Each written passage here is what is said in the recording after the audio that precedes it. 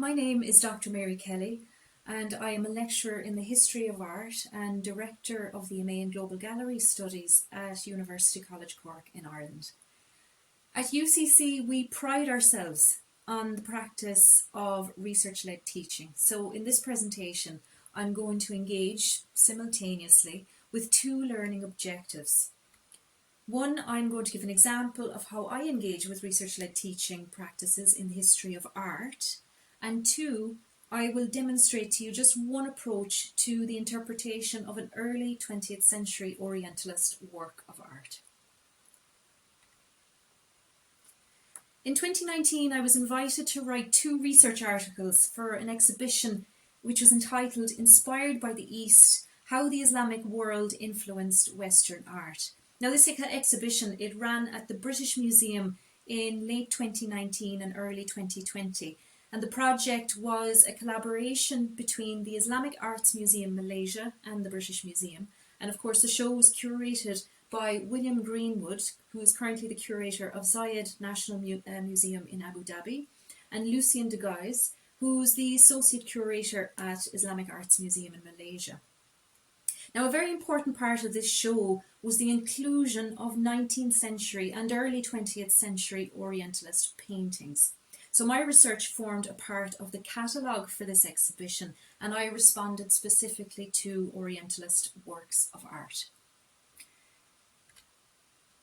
So how does one define Orientalism? Well, let's look at this first of all. I think it's a very important question.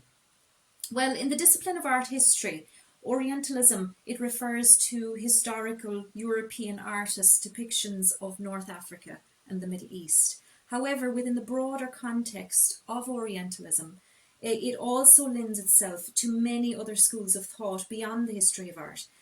For example, as highlighted by Edward Said, the term Orientalism describes, for example, a colonial or imperialist way of looking at and representing or even othering various peoples, cultures and geographical locations. So this latter Saidian reading, it is generally seen through a lens of political power structures. So consequently, due to various disciplinary understandings of Orientalism, Orientalist art objects, they are open to heterogeneous interpretations, including interrogations and even reconsiderations. So one of my chapters for the British Museum catalogue, it was entitled Orientalism, Orientalist Art and the Making of Meaning. And using select 19th and early 20th century paintings from the exhibition, the key question that I chose to ask in this chapter was, how does one read an historical Orientalist work of art in order to make meaning? Now, this might seem like quite a basic question. However, when we actually enter into the processes of deciphering Orientalist works of art, we begin to become aware of the deep theoretical as well as the interdisciplinary complexities that are involved in interpretation. Now, as with any exhibition on the subject of Orientalism, critics responded to the British Museum's show and catalogue with various opinions. Now, for me, quite an interesting response came from the historian Robert Irwin. Irwin provided a very insightful and a positive response to the exhibition. And in response to one of my essays in the catalogue, Irwin claimed the following, quote, Mary Kelly, in her pro-Saidian essay, Orientalism, Orientalist Art and the Making of Meaning, follows the anti-Orientalist art historian Linda Nochlin in denouncing Jean-Léon Gérôme's paintings of religious scenes as an Orientalist mystification. Yet, who is or was really mystified by these paintings? Certainly not Nochlin or Kelly. Now, I agree with Irwin when he states that in the essay I push back against some of Gérôme's paintings of religious scenes. For example, Prayer in the Mosque, 1871, not only demonstrates Gérôme's skill as a painter, we couldn't but acknowledge the quality of skill here, but this painting also presents a questionable realism, which is infused with the artist's fictions of the Islamic peoples.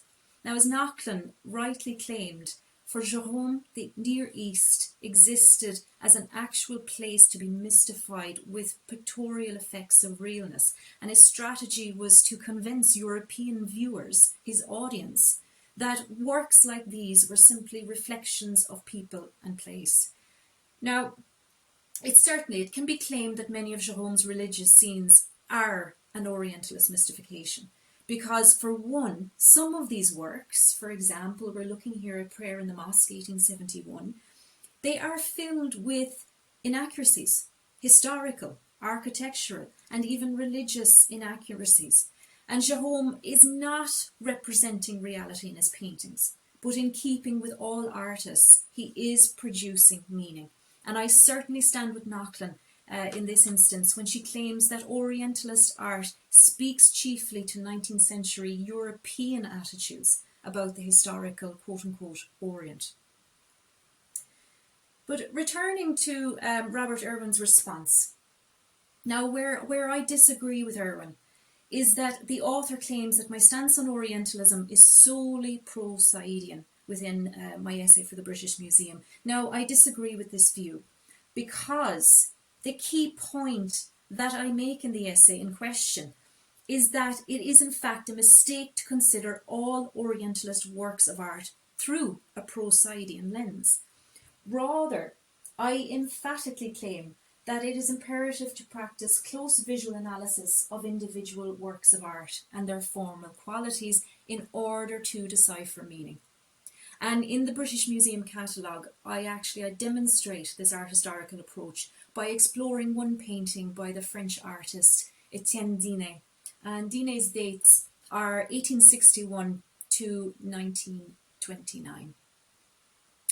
So here you can see Prayer. This by Etienne Dinet. The work is undated. However, I would place this particular painting circa 1916-1929. So, celebrated for his modern paintings depicting life in Algeria, in 1904, Dinet officially made the oasis town of Bou Saïda in Algeria his second home. In 1913, in an attempt to fully integrate himself into Islamic life, Dinet actually converted to Islam. Now, following this, the artist painted many scenes of Islamic religious life in Algeria. His approach to religious subject matter, it can be seen here in Prayer. And this beautiful painting, and it's quite a thought-provoking painting, it's held by the Islamic Arts Museum in Malaysia. And as mentioned, it's undated. So depicted in this painting is a three-quarter profile view of a Muslim man during prayer.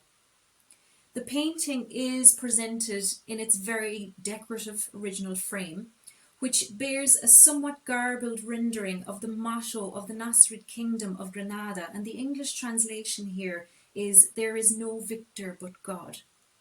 So Dinet's inclusion of this script, it suggests that the making of the painting and his artistic style were partially influenced by Islamic art.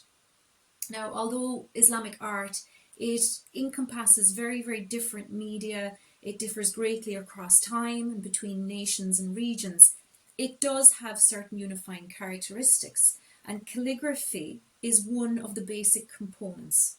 So calligraphy, or script, it was and is used in the making of Islamic art as a means of artistic expression, of decoration, but very importantly also as a form of written communication.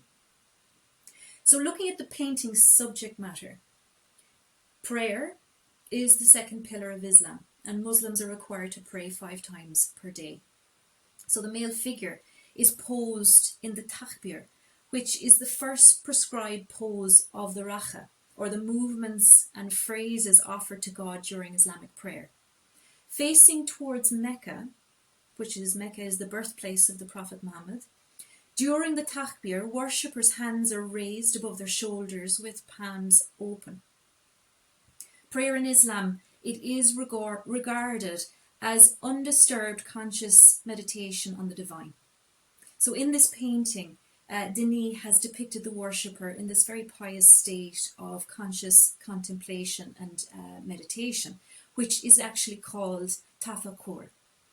So according to the Islamic scholar Malek Badri, tafakkur, and I'm quoting here, quote, is a refined form of worshipping God by appreciating his creation in his vast universe. Close quote from Badri. So the figure in the painting faces away from the viewer, so he's not concerned with our presence, and he gazes deeply into the distance. So this captivating composition, it actually breaks the frame of the painting by enticing the viewer to imagine the possible landscape beyond the picture's borders. While subject matter, and in this case the practice of tafakkur, it's central to understanding this work, attention must also be given to the artist's style of painting. So Dinet's naturalist style of painting, it's very much evident, not only in the presentation of his subject matter here, but also in his application of paint. So the 19th century novelist Émile Zola, he defined the naturalist as one who depicted subject matter through the method of scientific analysis or observation, and as a result represented people interconnecting with their environment. Now, when I look at this painting, I'm not so much interested in scientific analysis or observation. I'm more interested in how Dinet has represented a person interconnecting with their environment. So we can see here traits of Dinet's brushwork. They're distinctive right throughout this painting. As his strokes, they move from detailed to almost impressionist. For example, he has painted the worshipper in a style of conservative realism. The detail of his skin, hands, facial features, they all give the figure a strong three-dimensional position on the canvas. But in addition, the artist altered his painting technique to depict the worshipper's garb and the landscape in a more impressionist style.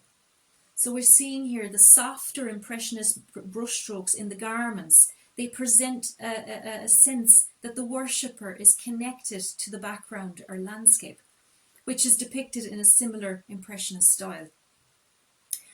Further to this, the twisted form of the worshipper's white and brown turban, as well as the brown and yellow and lilac linear patterns of his garb, they are actually in keeping with the form and the colour tones that make up the mountains and the mountainous landscape in the background. So let's bring all of this together. Importantly, in order to derive meaning from this painting, the viewer requires awareness of the repeated cycle that can be experienced when looking at this work. We need to slow down and stand and be with this work. So to reveal this cycle, three entities must be considered collectively. 1, the formal qualities of the painting. 2, the pseudo-inscription on the frame. And 3, the practices of tafakkur, or the subject matter, which explores the conscious contemplation and meditation depicted in the painting. So as already established, due to the mirroring of the formal qualities, this is number 1, namely the colour and form, there is an interconnection between the landscape and the worshipper. With his hands raised in praise, the worshipper faces towards the inscribed frame, number 2, which proclaims, the English translation here again, there is no victor but God. So in his state of tafakkur, the worshipper's gaze leads the viewer through the religious inscription to consider the space beyond the picture frame, an almost imagined continuation of the mountainous landscape and the male figure's worshipping of God in his creation and his vast universe. And of course, here again, I'm quoting the Islamic scholar Badri. So the form and the colour tones, the formal qualities of the landscape, they bring the viewer back again to the worshipper and to the point where this contemplative cycle begins again. So when the viewer spends time with this painting, when we slow down, the repetitive nature of this cycle of looking brings the viewer into this state of conscious contemplation and meditation, actually similar to that which is practiced in tafakkur. So in addition to this, of course, the cycle also speaks to the repetition or the cycles of poses and recitations offered by Muslims during prayer. So essentially, using the formal qualities combined with the viewer's phenomenological experience, Dinet attempted to describe to the European viewer his experience, the artist's experience, and the artist's understanding of the practice of prayer in Islam. Now, of course, Dinet's interest went beyond painting. Between 1918 and his death in 1929, Dinet collaborated on a number of texts with the Algerian writer Silman Ben Ibrahim. Ben Ibrahim's dates are 1870 to 1953. One of the duo's best known works is the illustrated book The Life of Muhammad, the Prophet of Allah, which was published in 1918. And this was written for the purpose of describing the life of the Prophet to Europeans. So in the preface, Dinet and Ibn Ibrahim criticise other European Orientalists' fantasized representations of Islam, and this recalls again perhaps Gérôme's religious representations. In another of their publications, entitled The Orient Seen from the West, and this was published in 1925, Dinet and Ibn Ibrahim referred to, quote, an Islamophobic delirium, close quote, which speaks back to the othering of Muslims by Europeans. Now, just to conclude, really, to be clear, one should not consider Dinet's paintings, for example here prayer, or texts as an accurate description of Algerian peoples and their practices of religion. Rather, prayer presents Dinet's understanding of the spirituality that can be experienced during Islamic prayer. There's a big difference here. So when the painting is actually read through its formal qualities and it's contextualized using Dinet's and Ben Ibrahim's writings, it translates for the viewer information about Dinet's understanding and his respect for Islam. And as I have claimed in my writing, this painting is actually far detached from Saidian readings of Orientalist art.